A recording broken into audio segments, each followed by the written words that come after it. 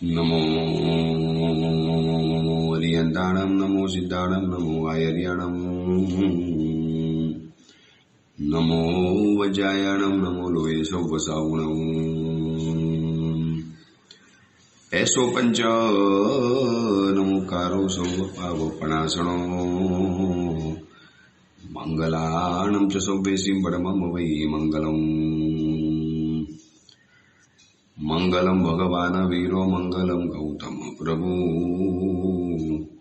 मंगलम सुलभद्राद्या जैन धर्मोस्तु मंगलम। प्रवचनનો વિષય છે પ્રશ્ન પૂછે ગૌતમ ગણધર અને ઉત્તર આપે વીર તીર્થંકર। કોઈ અજ્ઞાત અને અનામી કર્તાએ બનાવેલો 64 ગાથા અને 48 પ્રશ્ન ઉત્તરથી સુશોભિત એવો ગૌતમ પૃચ્છા નામનો આ ગ્રંથ પરમાત્મા મહાવીરની સમક્ષ ગુરુ ગૌતમ સ્વામીજીએ જે કેટલીક સમાજની પીડા, સમાજની કેટલીક તકલીફો, સમાજની કેટલીક સમસ્યાઓને જોઈ અને એને પ્રશ્ન રૂપે ગૌતમ સ્વામીજીએ પ્રભુની સમક્ષ વ્યક્ત કરી અને પરમાત્મા મહાવીરે પણ એની ગંભીરતાને સમજી, એના મહત્વને સમજી અને પરમાત્માએ એના એક એક જે જવાબો આપતા ગયા એ પ્રશ્ન અને સવાલ અને એનો જવાબ, એનો જે આખો સંગ્રહ, એનો ગ્રંથ બન્યો છે ગૌતમ પૃચ્છા।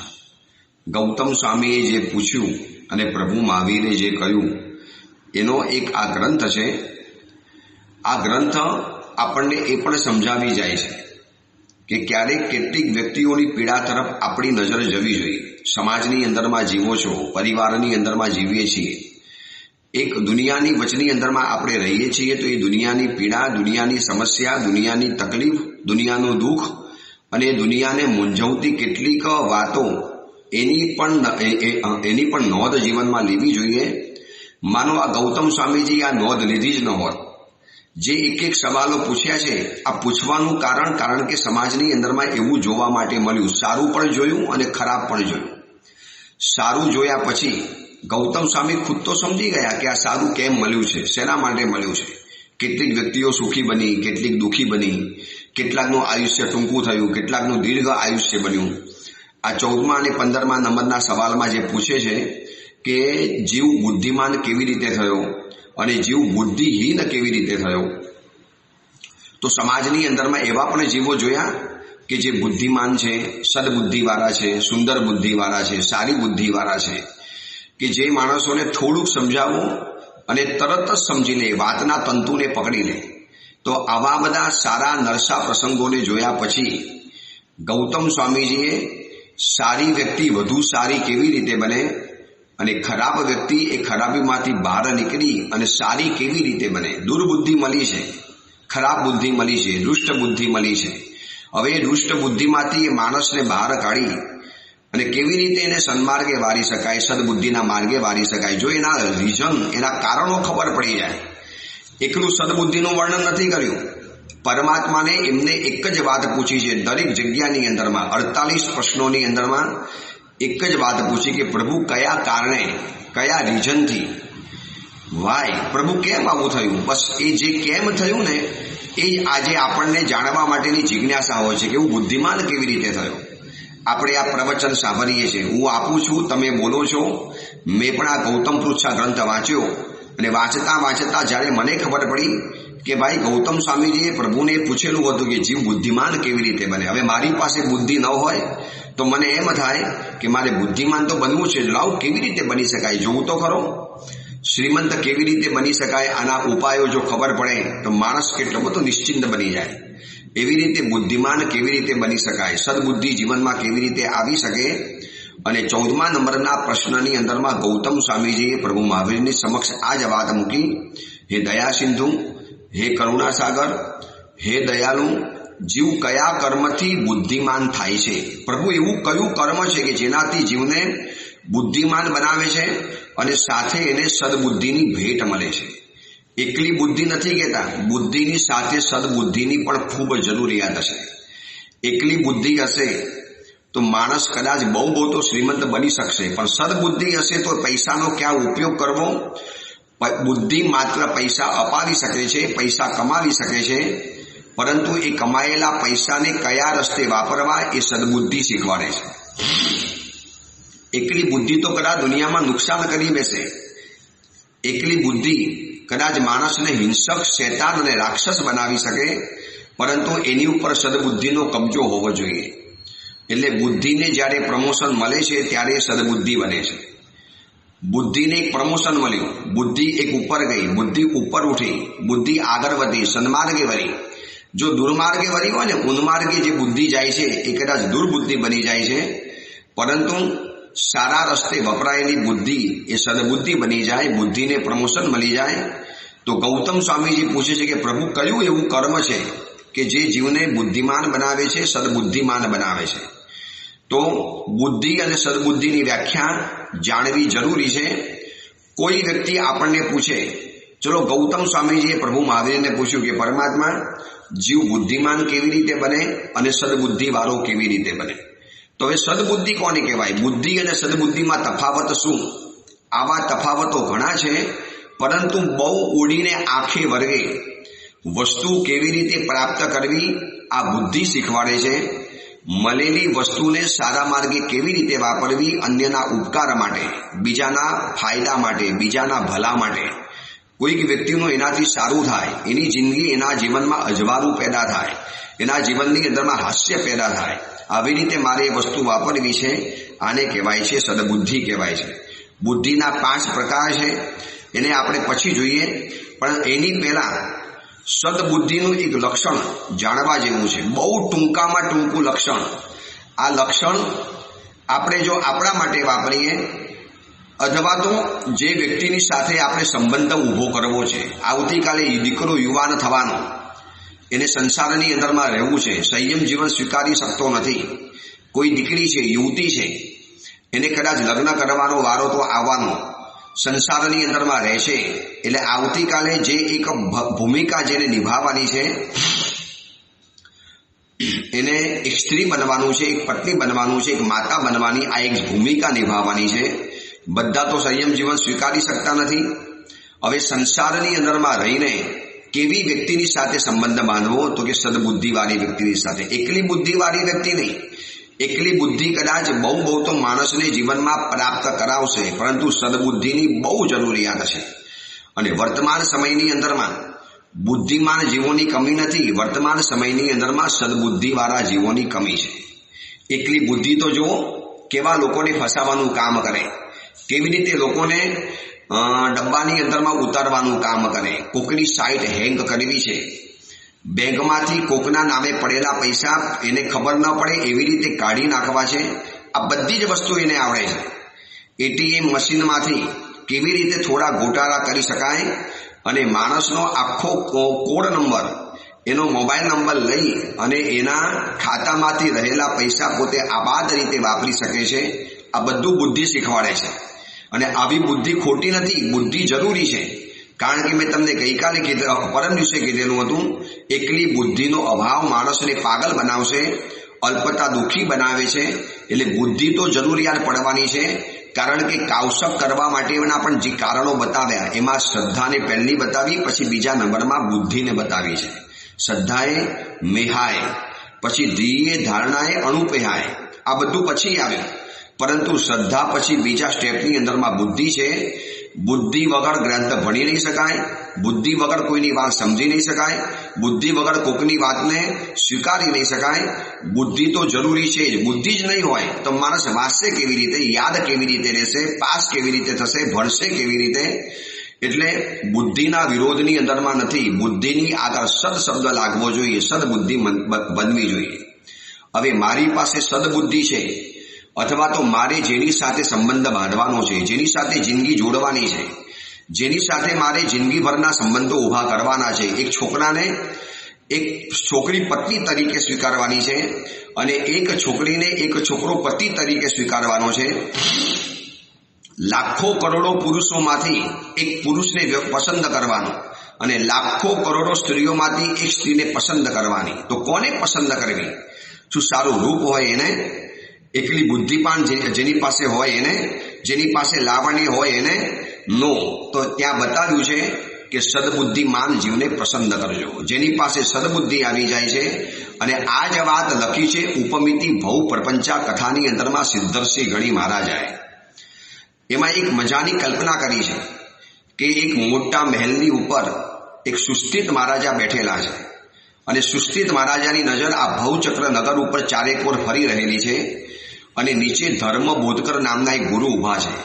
એ ધર્મબોધકર ગુરુનું કામ શું હોય તો કે ઉપર રહેલા સુસ્થિત મહારાજાની નજર જેની ઉપર પડે બસ એની પાસે જવાનું, એને ધર્મના રાજમહેલમાં, શાસનના રાજમહેલની અંદરમાં એને પ્રવેશ આપવાનો, શાસન મંદિરમાં પ્રવેશ આપી અને વ્યક્તિના જીવનનો વિકાસ કરવાનો. હવે આ સુસ્થિત મહારાજા 7 માળના ઉપરના મહેલની અંદરમાં બેઠેલા છે, એટલે કે સિદ્ધ ભગવંત, એટલે કે અરિહંત ભગવંત. હવે એમની નજર કોઈ જીવ ઉપર પડી, અને એક ખબર ધર્મબોધકર ગુરુને પડે છે. એટલે ધર્મબોધકર ગુરુ એટલે નીચે રહેલા દયાના, કરુણાના ભંડાર એવા ગુરુ ભગવંતો, એવા કલ્યાણ મિત્રો.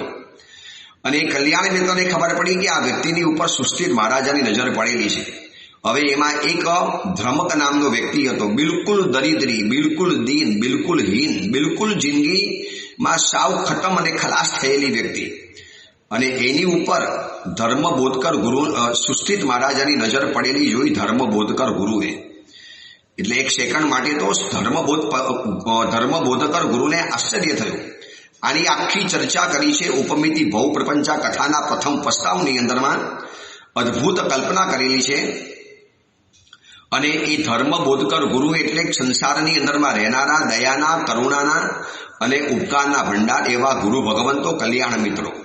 અને એ ધ્રમક એટલે આપણા જેવો કોઈ સંસારી જીવ કે જેને કલ્યાણ કરવું છે, જેને આગળ વધવું છે, જેને જીવનમાં વિકાસ કરવો છે, પ્રોગ્રેસ કરવો છે, પરંતુ સંસાર છૂટતો નથી અને સાચો ધર્મ પકડાતો નથી. આ બેની વચની અંદરમાં ઝોલા ખાતો કોઈ જીવ એને ધ્રમક કહી શકાય. એની જે દયનીય હાલત, વિષય કસાયોની એની જે પીડા, રાગ દ્વેષના તોફાન, એના જીવનની અંદરમાં આહાર સંજ્ઞાની જે આસક્તિનું તોફાન ચાલે, અને આવી વ્યક્તિને સુસ્થિત મહારાજાની નજરની અંદરમાં પડેલો જોયા પછી ધર્મબોધકર ગુરુને આશ્ચર્ય લાગ્યું. આ જીવ, આને તો શાસન મંદિરની અંદરમાં આવતા અમે અનેક વાર અડકાવ્યો છે. આ જીવ તો યોગ્ય નથી લાગ્યો, અમને અયોગ્ય લાગ્યો છે, અપાત્ર લાગ્યો છે. આ વ્યક્તિની કોઈ લાયકાત અમને નજરે દેખાઈ નથી. પરંતુ સુસ્થિત મહારાજાની નજર પડી છે, એટલે હવે બીજો કોઈ ઓપ્શન ન હોઈ શકે. અને ધર્મબોધકર ગુરુ એ ધ્રમકની પાસે જાય છે.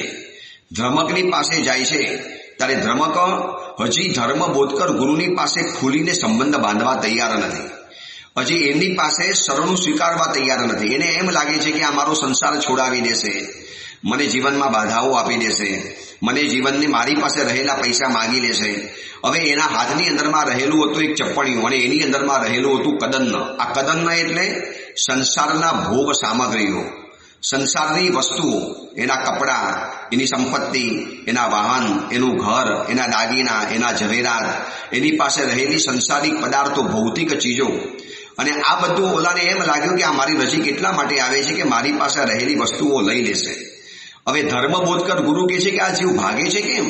સુસ્થિત મહારાજાએ જેને પસંદ કર્યો છે અને અમે એને પ્રેમથી બોલાવીએ છીએ નિસ્વાર્થ રીતે. ધર્મબોધકર ગુરુ તો નિસ્વાર્થ છે, પરંતુ ઓલા જીવને ખબર નથી, કારણ કે એને તો એવા જ વ્યક્તિઓ મળ્યા છે જે લાલચુ હતા, લેભાગુ હતા, સ્વાર્થીઓ હતા, પોતાના કામ સિવાય કોઈ બોલાવે પણ નહીં, અને કામ કઢાવવા માટે જ બોલાવે. જેવું કામ પતી ગયું એટલે એને સાવ ફેંકી દેવાનો, તુચ્છ રીતે ફેંકી દેવાનો. મીઠાઈ અંદરમાંથી નીકળી ગયા પછી બોક્સને જે રીતે ફેંકી દેવાની અંદરમાં આવે એવી રીતે એને ફેંકી દેતા હતા. હવે એને ખબર નથી કે આ ધર્મબોધકર ગુરુ કંઈક અલગ રહેલા છે, નિસ્વાર્થ ભાવે રહેલા છે. એટલે એ વખતે ધર્મબોધકર ગુરુએ જોયું કે આને તદ્દયા નામની એક મારી જે દીકરી છે ને એને સેવાની અંદરમાં આપવી પડશે. શું કલ્પના કરી છે સિદ્ધર્ષિ ગણીએ, અને તદ્દયાને સાથે મૂકી. તદ્દયા એટલે ગુરુની કૃપા, ગુરુની કાળજી, ગુરુની ચિંતા, ગુરુની દેખભાળ, ગુરુની નજર. સતત ગુરુ એની ઉપર નજર રાખ્યા કરે છે. ભલે અત્યારે વિષય કસાયનું સેવન કરે છે, પરંતુ સુસ્થિત મહારાજની નજર પડી છે એટલે છે તો જીવ યોગ્ય છે, એને ના તો નહીં પાડી શકાય. એટલે એની ઉપર સતત તદ્દયા નામની આ છોકરી એક કલ્પના કરી છે. ગુરુની દયા એટલે તદ્દયા, ગુરુની આ દીકરી છે. ગુરુની દયા, ગુરુની કાળજી, ગુરુની ચિંતા, ગુરુની નજર, ગુરુની એક સંરક્ષણ એની ઉપર સતત ધ્યાન રાખતું રહે છે. પરંતુ જ્યાં સુધી તદ્દયા બાજુમાં છે ત્યાં સુધી ઓલો સંસારી જીવ સારો રહે છે, વિષય કષાયોના સેવનથી દૂર રહે છે. પરંતુ જેવી તદ્દયા દૂર થઈ ગઈ, તદ્દયા એટલે ગુરુની કાળજી.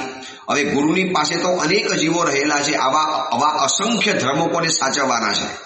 હવે વ્યક્તિગતો ધ્યાન ન રાખી શકે, એટલે પછી એક દિવસ ધર્મ બોધકર ગુરુ વિચારે છે કે આને તદ્દયા કરતા સદબુદ્ધિ નામની કન્યા એને આપવા જેવી છે. આ સદબુદ્ધિ એટલે જીવની પોતાની અંદરની સમજ. હવે કોઈક વ્યક્તિ આપણને પ્રેરણા કરીને સમજાવશે, ક્યાં સુધી સમજાવી શકશે? પ્રેરણા કરી અને આપણે સુધર્યા. કોકે આપણને પ્રેરણા કરી અને આપણે એ ચીજ છોડી દીધી. કોકને આપણને પ્રેરણા કરી, ટકોર કરી, એક દિશા સૂચન કર્યું, આંગળી ચીંધણું કર્યું અને આપણે એ ચીજ છોડી દીધી. ચલો વાત બરોબર છે. પરંતુ થોડોક સમય જશે અને એ વ્યક્તિ કહેવાનું, પ્રેરણા કરવાનું બંધ કરશે, એટલે વળી પાછી આપણી જે અનાદિની જે કુટેવ છે, ભૂલો છે, વિષય કષાય, રાગ દ્વેષ, મોહ માયા, આ બધું વળી પાછું શરૂ થઈ જવાનું. તો એવા સમયની અંદરમાં ધર્મ બોધકર ગુરુ વિચારે છે કે આને તદ્દયા કરતા સદબુદ્ધિની બહુ જરૂરિયાત છે. અને જે દિવસે સદબુદ્ધિ એની બાજુમાં મૂકવાની અંદરમાં આવી, સદબુદ્ધિ એટલે જીવને પોતાને અંદરમાંથી થોડી ગરજ પેદા થાય કે મારે પોતાને આ કરવાનું છે. ભાઈ, ગુરુને ગરજ નથી, મને ગરજ છે. ડોક્ટરને કોઈ ગરજ નથી, દવા લેવાની મને ગરજ છે. ડોક્ટર વારંવાર કાળજી કરે, પણ ઓલો દર્દી જ નિશ્ચિંત હોય, બેપરવાહ હોય, લાપરવાહ હોય. દર્દી કો કુછ પડા ही नहीं है, ડોક્ટરની કાળજીની કોઈ પરવા જ ના કરે, તો ડોક્ટર શું વિચાર કરે, યાર મને એકલાને પડી છે, થોડી ગરજ એને પણ હોવી જોઈએ. પછી ડોક્ટર શું કરશે, એને શાંતિથી બેસાવીને સમજાવશે કે દોસ્ત, આ દવા તારે લેવાની છે, જાતે લેવાની છે. અમે તો કેટલા પેશન્ટનું ધ્યાન રાખીએ, અમારા હોસ્પિટલમાં તું જો આખી હોસ્પિટલ ભરેલી છે, અમે વ્યક્તિગત કેટલાનું ધ્યાન રાખી શકીએ. દોસ્ત, આ નર્સ તને જે કહે છે એની વાત સમજી લે ને. એટલે જે એક નર્સ એને સેવાની અંદરમાં આપી, એનું નામ કહેવાય છે સદબુદ્ધિ કહેવાય છે. સદબુદ્ધિ એટલે જાતે પોતે સમજી શક્યો કે હવે મારા ભલા માટે, મારા સારા માટે, મારા કલ્યાણ માટે, મારા વિકાસ માટે, મારા આત્મ ઉત્થાન માટે, મારા આત્મ વિકાસ માટે હવે આ કરવું મારા માટે જરૂરી છે. હવે એ વાત એને મગજમાં સમજમાં આવી ગઈ અને એ સમજણ જે આવી એને કહેવાય છે સદબુદ્ધિ કહેવાય છે. જ્યાં સુધી તદ્દયા એની બાજુની અંદરમાં હતી ત્યાં સુધી એ બરોબર સારો રહેતો હતો. હવે તદ્દયા નથી, ગુરુ પોતાના કામમાં વ્યસ્ત છે, પરંતુ પોતાને સદબુદ્ધિ આવી ગઈ. મતલબ કેવું થયું ખબર છે? માતા પિતા માતા પિતા ઘરમાં હયાત હોય, માતા પિતા ઘરમાં મોજૂદ હોય અને ત્યાં સુધી છોકરો ટીવી ન જોવે અને સ્કૂલનો અભ્યાસ કરે. જેવા માતા પિતા ઘરમાંથી બહાર ગયા કામ વસાત, એટલે બાળક સમજે આજે જલસા, આજે મહોત્સવ, આજે મજા, બસ આજે બધું ભણવાનું મૂકી દેવાનું. પરંતુ જે દિવસે બાળકને પોતાને સદબુદ્ધિ આવશે કે આ ભણવું મારા માટે જરૂરી છે, આ ભણવું મારા આવતીકાલ માટે જરૂરી છે, આ ભણવું એ મારા માટે છે, માતા પિતા માટે નથી. હું નહીં ભણું તો મારું ભવિષ્ય બગડવાનું છે, મારું ફ્યુચર બ્રાઇટ નહીં થાય, મારું ફ્યુચર અંધારાની અંદરમાં રહેશે. મારે મારા ફ્યુચરને બ્રાઇટ બનાવવું હોય, સુંદર બનાવવું હોય, સમૃદ્ધ બનાવવું હોય તો ભાઈ ભણવું પડશે. હવે માતા પિતા કદાચ કહેશે કે બેટા સુઈ જાઓ, બહુ ભણ્યો, છતાં પણ દીકરો કહેશે નહીં મમ્મી, મારે આવતીકાલે પરીક્ષા છે, મારે પૂરી તૈયારી કરવાની છે. અને માતા પિતા સૂઈ જાય છે, માતા પિતા ગેરહાજર છે, માતા પિતા હાજર નથી, છતાં પણ બાળક ભણે છે. કારણ કે બાળકને હવે સદબુદ્ધિ આવી ગઈ, સમજણ આવી ગઈ, મેચ્યુરિટી આવી ગઈ, અન્ડરસ્ટેન્ડિંગ આવી ગયું કે નો, મારે હવે મારા માટે ભણવાનું છે. બસ આ વાત સદબુદ્ધિ કરાવડાવે છે. સદબુદ્ધિ શું કરશે? તો કે કોઈ ધ્યાન નહીં રાખે, કોઈ કહેનારું નહીં હોય, કોઈ જોનારું નહીં હોય, કોઈ સમજાવનારું પણ નહીં હોય, છતાં પણ જાતે પોતાની રીતે પોતે વ્યવસ્થિત જીવનમાં આગળ વધશે. આને કહેવાય છે સદબુદ્ધિ. આ સદબુદ્ધિની બહુ જરૂરિયાત છે. અને આવી સદબુદ્ધિ કેવી રીતે મળે એના કારણોની ચર્ચા તો આપણે આવતીકાલથી શરૂ કરીશું. જે ભગવાન મહાવીરે ગૌતમ સ્વામીને બતાવ્યું. જ્યારે ગૌતમ સ્વામીએ પૂછ્યું કે પ્રભુ, જીવ બુદ્ધિમાન કેવી રીતે બને, જીવ સદબુદ્ધિમાન કેવી રીતે બને, બુદ્ધિ અને સદબુદ્ધિ બંનેની વાત પૂછી છે. તો એના કારણોની ચર્ચા તો આપણે આવતીકાલથી શરૂ કરીશું. પરંતુ પહેલા બુદ્ધિ અને સદબુદ્ધિનો પરિચય પ્રાપ્ત કરવો પડશે. અને બુદ્ધિની વાત આપણે જાણી લીધી, પરંતુ સદબુદ્ધિની આમ તો ઘણી ડેફિનેશન છે, પરંતુ એક ડેફિનેશન બહુ જરૂરી, બહુ સીધી, બહુ સિમ્પલ અને એકદમ ગળાની અંદરમાં શીરાની જેમ ઉતરી જાય. બહુ જ સીધી ડેફિનેશન. સદબુદ્ધિ કોને કહેવાય? વિચારમાં વિવેકની ઉપસ્થિતિ, એનું નામ સદબુદ્ધિ. ફરીવાર, વિચારની અંદરમાં વિવેકની ઉપસ્થિતિ. જે પણ વિચાર આવ્યો, હવે એ વિચારની સાથે વિવેક પણ આવે. હવે આપણે એને જરા વિસ્તારથી સમજી લઈએ કે વિચારમાં વિવેક કોને કહી શકાય. માનો એક રસ્તાની અંદરમાં એક મકોડો છે. रस्ता ऊपर एक नानकड़ी छोटी सी चींटी है, छोटा सा मकोड़ा है.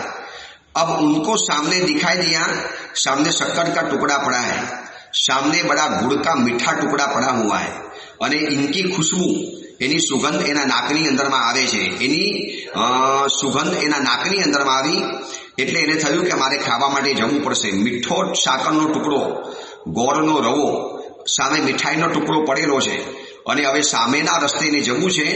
એટલે રસ્તો પસાર કર્યો. એ સુગંધના જે વાઇબ્રેશન્સ એના નાકને અથડાયા અને એના કારણે એ સુગંધને સૂંઘીને, આંખ નથી, દેખાતું નથી, બસ એને સુગંધ દેખાયા કરે, સુગંધ આવે છે એટલે સુગંધના વાઇબ્રેશન્સને પકડીને આગળ વધે છે. આ એક માત્ર બુદ્ધિ થઈ ગઈ, સંજ્ઞા કે કોઈક જગ્યાએ મીઠાઈ છે, બસ આ એને ખબર પડી. હવે મારે ત્યાં જવાય, ન જવાય, લેવાય, ન લેવાય, ખવાય, ન ખવાય, આ બધો વિવેક એના વિચારની અંદરમાં નથી. અને વિચારમાં વિવેક આવે એટલે એ સદબુદ્ધિ બની જાય છે. હવે જો વિચાર આવ્યો કે મારે ખાવા જવું છે, હવે એ નથી જોતો, મકોડો, કીડી એ નથી વિચારતી કે હું લેવા માટે જઈશ. માટલી આટલી નાનકડી છોટી સી કાયા, કિસી કે पैर के तर में कुचल जाओगी. આટલો મોટો રસ્તાની અંદરમાં ટ્રાફિક ચાલે છે, કોઈ પણ વાહન મારી ઉપર ફરી વળશે, મારા જીવનના રામ રમી જવાના. જાય, નથી જવા જેવું, હમણાં નથી જવા જેવું, પછી જઈશ, લોકોની અવર જવર બંધ થઈ જાય. એટલે આવો વિચારમાં વિવેક કીડીને નથી આવતો. એને તો દેખાયું નથી અને સીધી ભાગી નથી. મકોડાને ગોળનો ટુકડો દેખાયો નથી અને સીધો એની ઉપર તરાપ મારી નથી. હવે તરાપ મારવા જાય છે, લેવા જાય છે, એની વચમાં આખો મોટો રસ્તો ક્રોસ કરવાનો. ગાડીઓ આવતી ગઈ, સ્કૂટરો આવતા ગયા, લોકોની અવર જવર ચાલતી ગઈ, લોકોના ભારેખમ ચંપલ અને બૂટ નીચે ચગડાઈ ગયો અને બચારો મરી ગયો. કારણ કે માત્ર વિચાર હતો પરંતુ વિવેક નહોતો.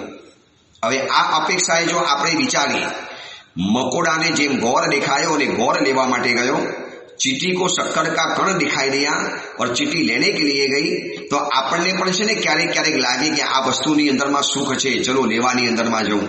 આ બહુ સુંદર વ્યક્તિ દેખાય છે, સારો રૂપવાળી વ્યક્તિ દેખાય છે, ચલો એની પાસેથી મને સુખ મળશે, હું લેવા માટે જઉં. હવે ત્યાં વિચારમાં વિવેકની ઉપસ્થિતિ રાખવાની. ભાઈ મારે જવાય, મારે આવી રીતે લેવાય, મારે આવી રીતે કોકની જોઈ શકાય, કોઈ રૂપારી કન્યાને મારે ટીકીને જોઈ શકાય, કોઈકના પૈસા ઉપર મારે નજર બગાડી શકાય, કોકની વસ્તુ મારે લઈ શકાય. આવું જે છે ને વિચારની અંદરમાં વિવેકની ઉપસ્થિતિ. રાતનો સમય છે, દીકરો અને દીકરી પોતાના બેડરૂમની અંદરમાં એકલા બેઠેલા છે. માતા પિતાનો અલગ શયનખંડ છે, માતા પિતાનો સુવાનો રૂમ અલગ છે, દાદા અને દાદી પણ બીજે સૂતેલા છે, પોતાના ભાઈ અને બહેન પણ સૂઈ ગયા છે પોતાના બાજુની અંદરમાં.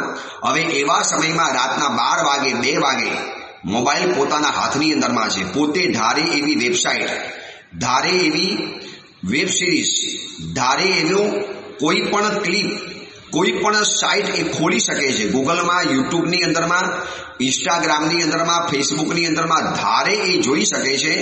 ચલો વિચાર તો આવ્યો, વિચાર તો દુનિયામાં બધાને આવવાનો, ઉંમર સહજ વિકારોના વિચારો બધાને આવવાના, ચાહે હું હોઉં કે ચાહે તમે હો કે ચાહે દુનિયાની કોઈ પણ વ્યક્તિ હોય. અરે યાર, એ ભવની અંદરમાં મોક્ષમાં જવાના હતા રથનેમી. ભગવાન તીર્થંકર નેમનાથના સગા ભાઈ, મોટા ભાઈ હતા રથનેમી. એમને પણ રાજીમતીને જોયા પછી વિચાર આવ્યો, વિકારનો વિચાર આવ્યો, પરંતુ વિવેક હતો માટે અટકી ગયા. યાદ રાખજો, જે ગાડીની અંદરમાં, જે જીવનની ગાડીની અંદરમાં વિવેકની બ્રેક નથી, એ ગાડીની અંદરમાં હોનારત સર્જાયા વગર રહેતી નથી. અને આ વિવેક મળવો વિચારની અંદરમાં, એનું નામ જ છે સદબુદ્ધિ. આવી સદબુદ્ધિ કેવી રીતે મળે એના કારણોની ચર્ચા તો પછી કરીએ. પણ જો આ ડેફિનેશન આપણને આપણા માટે જો લાગુ પડતું હોય, મને શરીરમાં કેટલો તાવ છે ખબર કેમ પડે? થર્મોમીટર મૂકો, પકડાઈ જવા. મારા શરીરમાં બીપી વધ્યું છે, ઘટ્યું છે, ખબર કેવી રીતે પડે? ભાઈ માપી લો, એનું બીપી માપવાનું મશીન આવે છે, તમને ખબર પડી જશે. એવી રીતે મારા જીવનની અંદરમાં સદબુદ્ધિ છે કે નથી એ મને ખબર કેવી રીતે પડે? કરી લો આ ટેસ્ટ. આ ટેસ્ટિંગ તમે તમારી જાતે કરી લો કે મને વિચાર આવ્યા પછી બીજા નંબરમાં વિવેક આવે છે. વિવેક એટલે શું ખબર છે? મારે આ કરવું છે, આ માત્ર વિચાર. મારે કરાય કે ન કરાય, મારા માટે આ ઉચિત છે, મારી આ ભૂમિકાને લાયક છે, રાત્રિ ભોજન કરાય, જમીન કન ખવાય, મારાથી દારૂ પીવાય, મારાથી શરાબ પીવાય, મારાથી પરપુરુષનું સેવન કરાય, મારાથી પરસ્ત્રી ગમન કરાય, મારાથી કોઈ ન ઈચ્છિતની કન્યાને મારે હેરાન કરાય, એને ફોનથી પરેશાન કરાય. બસ આવો બધો અંદરમાંથી જે વિચારની સાથે વિવેક આવે છે, આને કહેવાય છે સદબુદ્ધિ. શું મારે મારા માતા પિતાને હેરાન કરાય? મારે મારી પત્નીને મરાય? મારે મારી પત્નીને હેરાન કરી શકાય? મારે મારી પત્નીને ધમકી આપી શકાય? અથવા તો પત્ની પણ વિચારી શકે, શું મારે મારા પતિનો અપલાપ કરી શકાય, અવિનય કરી શકાય, એની સાથે ગદ્દારી અને બેવફાઈ કરી શકાય? બસ આ બધું કરવાનો વિચાર તો મને પણ આવે, તમને પણ આવે, પણ કર્યા પછી માણસ અડકી કેમ જાય છે? સદબુદ્ધિના કારણે. કારણ કે વિચારની અંદરમાં વિવેકની ઉપસ્થિતિ આવી ગઈ. મારે આવું કરાય કે ન કરાય, આ વિચાર મકોડાને નથી અને મકોડો કરી લે છે અને ખતમ થઈ જાય છે. કેમ આજે દુનિયાની અંદરમાં એવા માણસો છે. આપણે જો અત્યારે વર્તમાન ટોપિક કરંટ વિચારી લઈએ, જે ઘટના અત્યારે સમગ્ર હિન્દુસ્તાનને હચમચાવી રહેલી છે એ શ્રદ્ધા વાલકરની, અને જેને કદાચ બદમાશ કે ક્રૂરમાં ક્રૂર રાક્ષસ જેવો ગણી શકાય એવો આપતા. હવે શું એને વિચાર નથી આવ્યો ને? વિચાર તો એને પણ આવ્યો મારી નાખવાનો. વિચાર આપણને પણ આવે છે, ભાઈ મને બહુ હેરાન કરે છે, મારી પાછળ પડી ગયો છે, મારો વિરોધી બની ગયો, ખતમ કરી નાખું, મારી નાખું. પછી થાય નહીં જવા દે યાર, ન મરાય, એવું ન કરી શકાય. ભલે કાંઈ નહીં, એને આપણે સમજાવી દઈશું. આપણે કેમ અટકી જઈએ છીએ? કારણ કે વિચારમાં વિવેકની ઉપસ્થિતિ છે. હવે આપતાપ કેમ આગળ વધી ગયો? ચલો મારી તો માર્યા પછી 35 ટુકડા બોડીના કરવાના. કઈ એની માનસિકતા હશે, કેવી ક્રૂરતા હશે અને કેટલી વિવેકની અનુપસ્થિતિ હશે. વિવેક હોય તો માણસ આવું કરી જ ન શકે, વિચારી પણ ન શકે. એને એમ થાય, અરે યાર મેં વિચાર કર્યો એ પણ ખોટો છે, મારે પ્રાયશ્ચિત લેવું પડશે, મને આવો ખોટો વિચાર આવી ગયો, મને આવો ગંદો વિચાર આવી ગયો, મને આવો નકામો વિચાર આવી ગયો. પરંતુ વિચારની અંદરમાં વિવેકની અનુપસ્થિતિ હતી અને એ માણસે જે માનવતાને શરમ આવી જાય, માનવ માત્રને શરમ આવી જાય એવું જે હિચકારું કૃત્ય કરી બતાવ્યું. જે દીકરી એના વિશ્વાસ ઉપર પરિવાર છોડીને આવી છે, માતા પિતાને ઠુકરાવીને આવી છે, પોતાનો હિન્દુ ધર્મ ફગાવવા માટે તૈયાર થઈ ગઈ છે, તારી સાથે વિશ્વાસ અને પરમ શ્રદ્ધાની સાથે રહેલી છે, એને તારા માટે ગામ છોડીને આવેલી છે. આટલી વિશ્વાસની પ્રતિમા સમી આ દીકરીને 35 ટુકડાની અંદરમાં વિભાજિત કરતા એને બિલકુલ રૂવાડું સુદ્ધા નથી ફટ્યું અને આજે એનો પસ્તાવો સુદ્ધા પણ નથી. એને વિવેક પણ નથી જાગતો કે મારી આવતીકાલ શું થવાની. એને જ્યારે ટુકડા કર્યા હશે અને એના જે કાતિલ મનોભાવો થયા હશે અને એ સમયે જે કર્મના બંધ થયા હશે અને એ કર્મ જ્યારે ઉદયમાં આવશે ને, એકલો કોઈ કેવળ જ્ઞાનીને પૂછો ત્યારે ખબર પડે કે એ શું એને ભયંકર કક્ષાના દુઃખો એને સહન કરવા પડશે, કેટલી વાર નરકોમાં જવું પડશે, કેટલી વાર તિર્યંચ બનવું પડશે. અને આ આપતાપના જીવને કોઈ કસાઈના કતલખાનાની અંદરમાં એના પર 35 ટુકડા ઓલો કસાઈ કરશે. ભલે આજે એને ખબર નથી, ભલે એને ભગવાન ભાવિની કર્મની થિયરી ખબર નથી, ભલે આજે એને એમ લાગે છે કે મેં શું કર્યું, કશું ખોટું નથી કર્યું, મારી વાત ન માને તો મારે મારી શકાય. બસ આ વિચારની અંદરમાં વિવેકની અનુપસ્થિતિ એ દુર્બુદ્ધિ છે. અને વિચારની અંદરમાં વિવેકની હાજરી, વિવેકની ઉપસ્થિતિ, વિવેક મોજૂદ છે, એ જ આપણા જીવનની અંદરમાં સદબુદ્ધિ છે. વિચારજો, ભગવાન મહાવીરે એક જ ડેફિનેશનમાં કેટલી મજાની વાત બતાવી નાખી. હવે આ અપેક્ષાએ આપણે આપણી જિંદગી વિચારી શકીએ, આપણે બીજાના માટે પણ વિચારી શકીએ. ભાઈ જેની સાથે મારે સંબંધ બાંધવાનો છે, શું એને વિચારમાં વિવેક છે?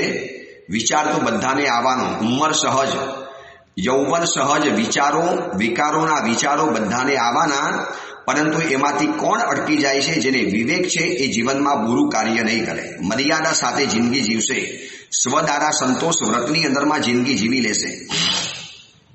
હવે વિચારમાં વિવેક નહીં હોય એટલે પછી જે તોફાન જાય, જે ચોરીઓ થાય, લૂંટફાટ થાય, જીવનમાં જે ક્રાઇમ થાય, જીવનમાં જે અંધાધૂંધી સર્જાય છે, અરાજકતા સર્જાય છે, આવા આપતાપ જેવા બદમાશ માણસોના કિસ્સા સર્જાય છે.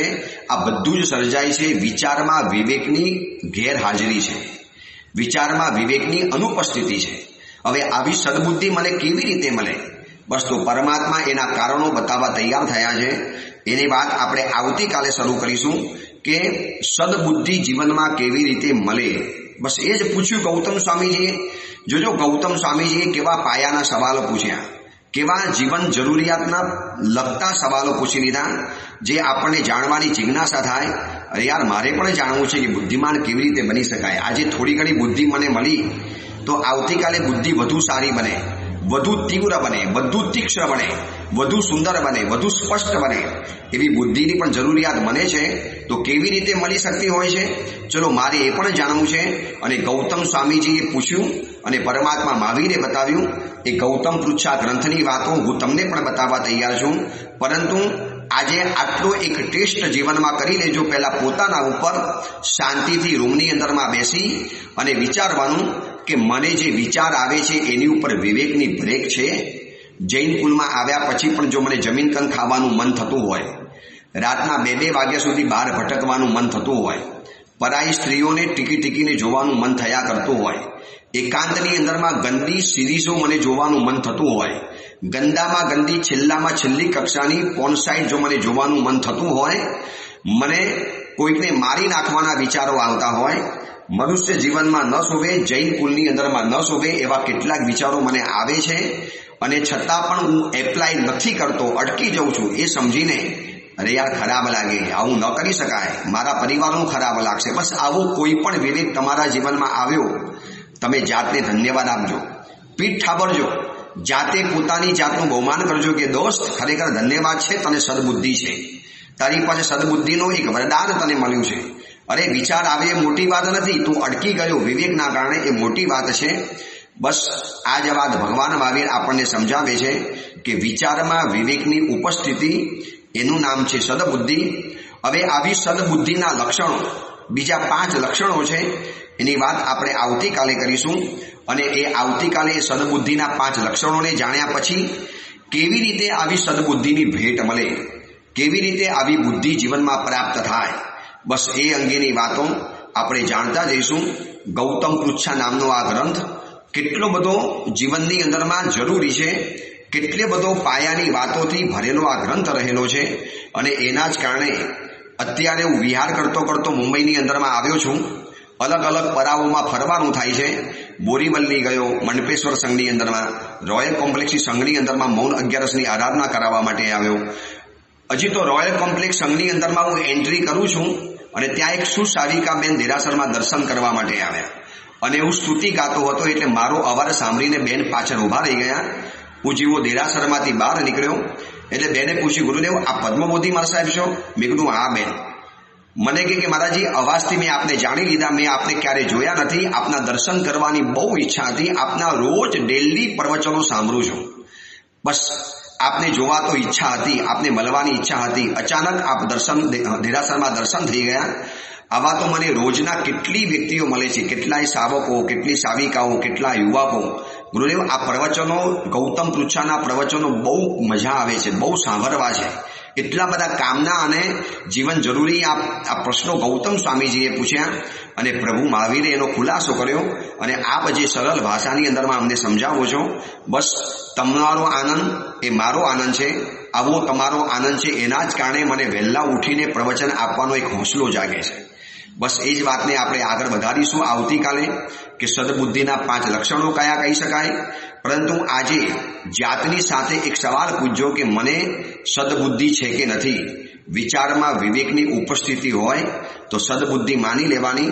બસ એ અંગેની બીજી વિશેષ વાત આપણે આવતીકાલે કરીશું. એ જ મંગલ કામના, મંગલ ભાવના. જીના વિરુદ્ધ કાંઈ પણ બોલાયો હોય તો મિચ્છામી દુક્કડમ.